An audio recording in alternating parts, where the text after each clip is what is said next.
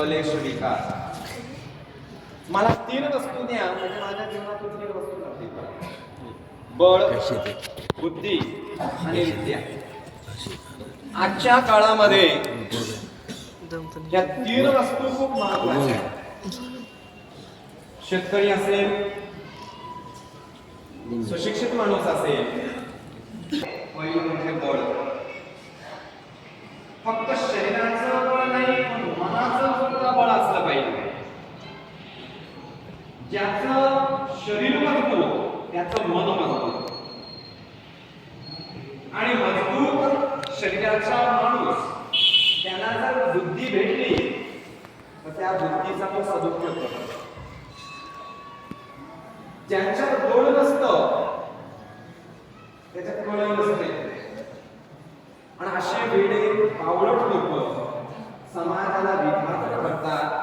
ते आतंकवादी, दहशतवादी, उग्रवादी, नक्षलवादी होतात. तुमच्या लक्षात आलं? आपल्या सर्वांचं वैदिक हिंदू धर्मातल्या सर्व पुण्यात्म्यांकडे बळ आहे. म्हणून आपल्यातून कोणी दहशतवादी, उग्रवादी, नक्षलवादी होत नाही. खरी गोष्ट आहे. म्हणून सांगितलं पहिलं बळ, नंतर बुद्धी. बुद्धी पण कोणी मागितली सद्बुद्धी. आणि नंतर सांगितली विद्या.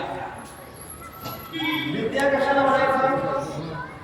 जे ज्ञान मिळालं, जे ज्ञान प्राप्त झालं, ज्या ज्ञानाची उपलब्धी झाली त्याचा जीवनामध्ये वापर करणं त्याला म्हणतात विद्या.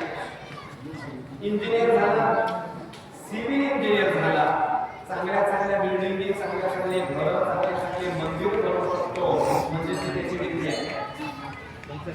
सीए झाला, जे काही त्याच्याकडे इनपुट आले ते संस्थेचे असतील, ते कंपनीचे असतील,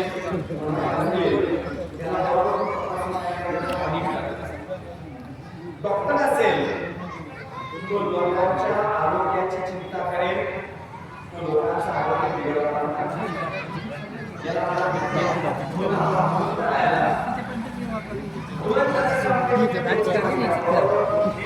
विद्या एक होती और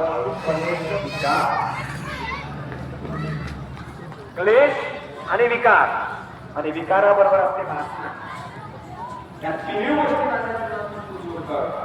ज्याला त्याच्या जीवनामध्ये क्लेश म्हणजे काय कारण असतो. तू असं वाकेल, कोणी असं म्हणत असेल त्याच्या भांडणामध्ये काही सुद्धा दम नाही. हा ग्लास हा काढला जिथं त्याला मोठ्यांचा प्रश्न करतोय. लहान सहान गोष्टीमध्ये ऍडजस्टमेंट करायची नाही आणि तिथं काही